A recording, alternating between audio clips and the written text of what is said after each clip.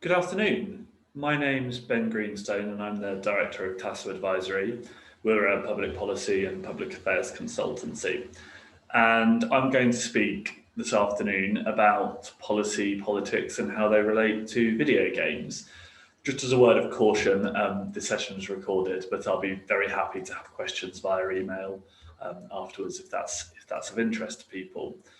So I'm going to start by giving a brief overview of the policy environment we find ourselves in right now. So games have had historically quite a difficult relationship with policymakers and politicians. That's around the world, not just here in the UK.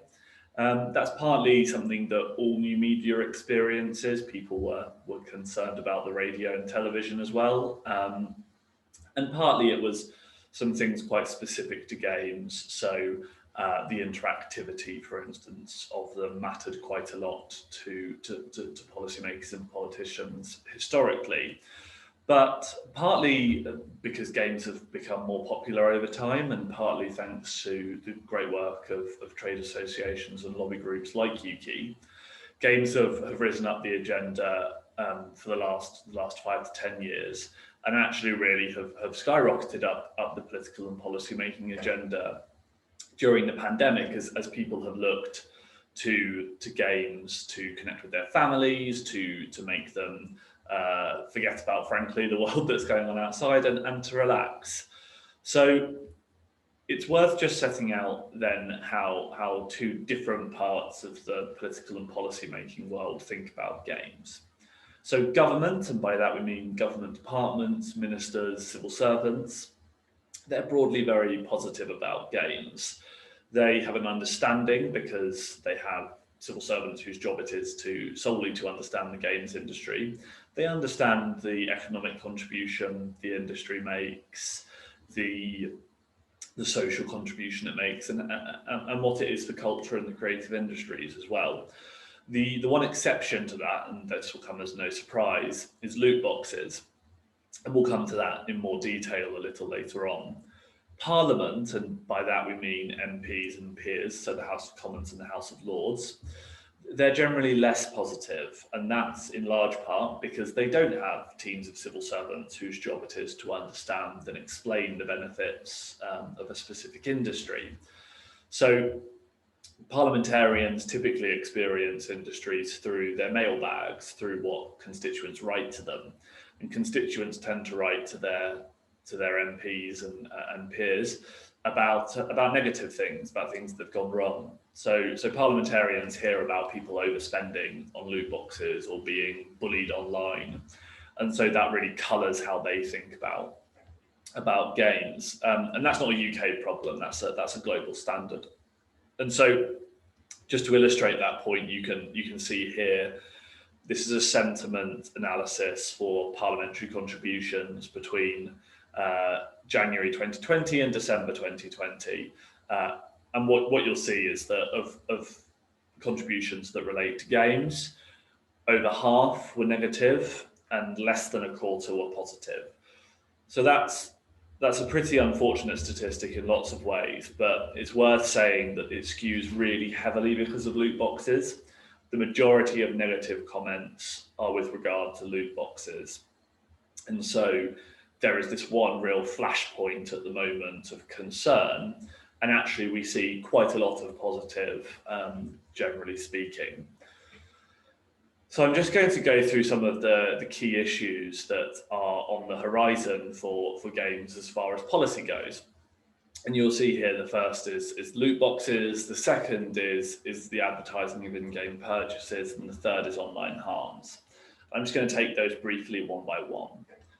So loot boxes, as I say, are an enormous flashpoint at the moment for policymakers and politicians as regards video games. That's been bubbling away for quite a long time, all the way back to a particular Star Wars game, and we've seen politicians, regulators, and even consumers take action, whether or not that's through consultations or, in the case of consumers, through bringing collective action lawsuits. At the end of 2020, the government finished a consultation, or rather a call for evidence, on loot boxes in video games, and that asked for a variety of pieces of information that showed how frequently loot boxes are used in games, whether or not there's any evidence of harm, that kind of thing. And Ukie submitted a response to that, and we're expecting to hear in the not too distant future how that will play out and whether or not loot boxes will be looked at in a wider review that's going on of gambling in the UK. And it feels pretty certain that something is going to happen here, whether or not that's loot boxes being defined as gambling, or whether or not there's an age restriction, or whether or not it's something else entirely, is quite frankly unclear at the moment. But what we'll see again, and this analysis is from some polling that we commissioned, you can see that MPs' views of in-game purchase of loot boxes are pretty negative overall, with well over half being moderately or extremely concerned, and much less than a fifth being not at all or slightly concerned. So for companies that have games with loot boxes, and for whom that makes up a significant part of their revenue, this is an issue to be really aware of at the moment and to keep close to. So second, and following on actually from loot boxes, we've got advertising of in-game purchases. So this is a consultation that the UK's advertising regulator has just finished running, and this looked very particularly at the advertising of in-game purchases, whether or not those adverts are in games or outside, whether on TV or billboards or any other medium.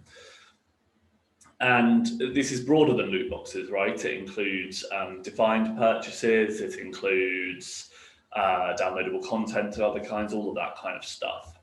And again, Ukie submitted some evidence to this, is very strong, and had some engagement with the Committee of Advertising Practice, one half of the regulator.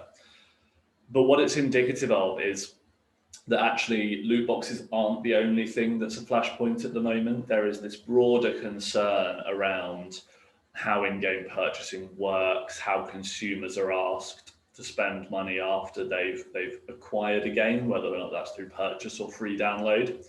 And so there's a job for the industry to do to explain how that works, why it's a completely legitimate business model, and in fact, why consumers prefer it sometimes. But what you'll see again from our polling is that still over half of MPs are moderately or extremely concerned about in-game purchases excluding loot boxes, and still less than a quarter are not at all or slightly concerned. So it's not just loot boxes that the industry needs to have an eye on. So again, if your business model relies on selling items or goods in game, it's really worth keeping abreast of this. And then the final big policy issue on the horizon for the games industry is online harms.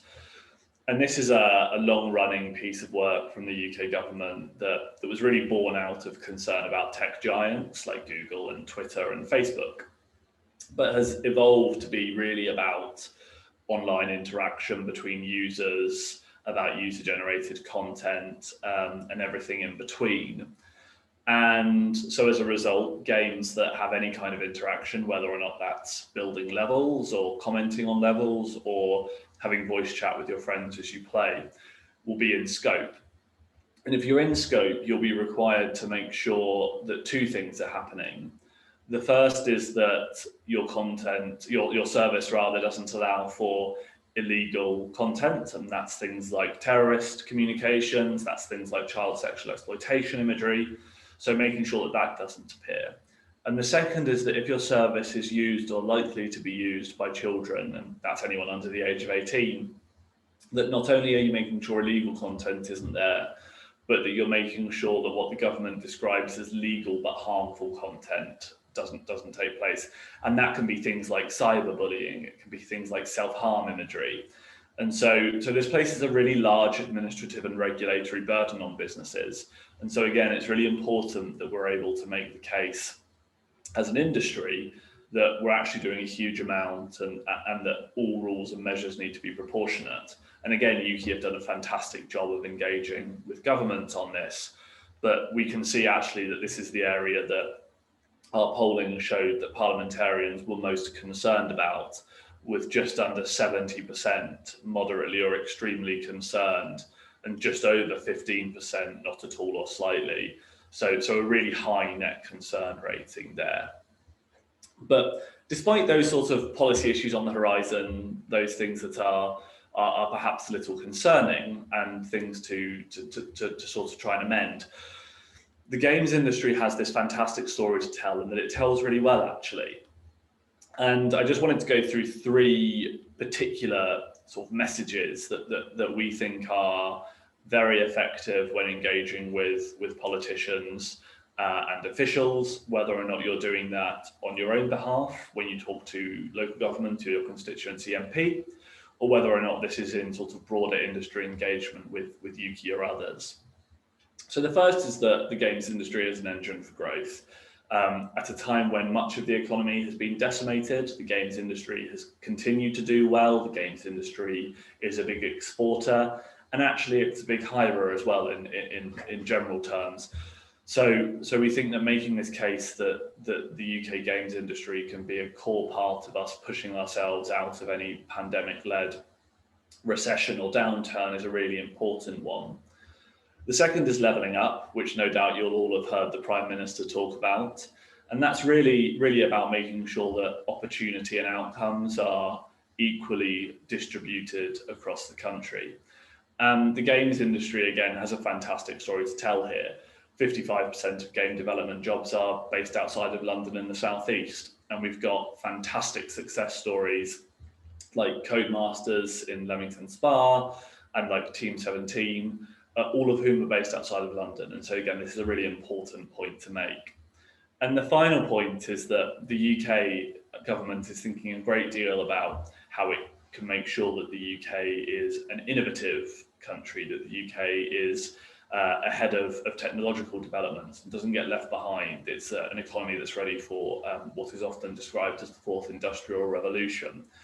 And the games industry is really well placed to meet that need, because it's this relatively unique mix, as you all know, of course, of creativity and technical aptitude. And it's the games industry that pushes forward for the development and adoption of new technologies, whether or not that's spatial rendering or whether that's VR and AR. So we think those three core messages are really important for the industry to continue to push. And so I'll just round off with a few practical steps to take. So I haven't just spoken to you in general terms. So the first thing you can do is to keep an eye on issues. You can do that by signing up to Ukie's newsletter, Policy Bite, and also you can do it by, of course, just sort of reading the news generally and keeping up to date with Ukie. The second thing to do is to support Ukie's activity more broadly. Ukie speak on behalf of the whole games industry. They regularly engage with large parts of government, and it's really important that when they're doing that, Ukie have the data and the anecdote, in fact, that they need to make their case to officials and to ministers and to parliamentarians. So you'll periodically get surveys and questionnaires out, I'm sure, asking for you to fill them in. It's really important to do that kind of stuff and to go along with Ukie to these engagements, because hearing from businesses is a really crucial part of success when it comes to engaging government. And then the final thing to do, and this is particularly important as you get larger, is to engage yourself, because you'll increasingly find that you have unique and specific issues that aren't general to the games industry, and that as you get bigger, you might well be the subject of interest yourself specifically as a business rather than the industry as a whole.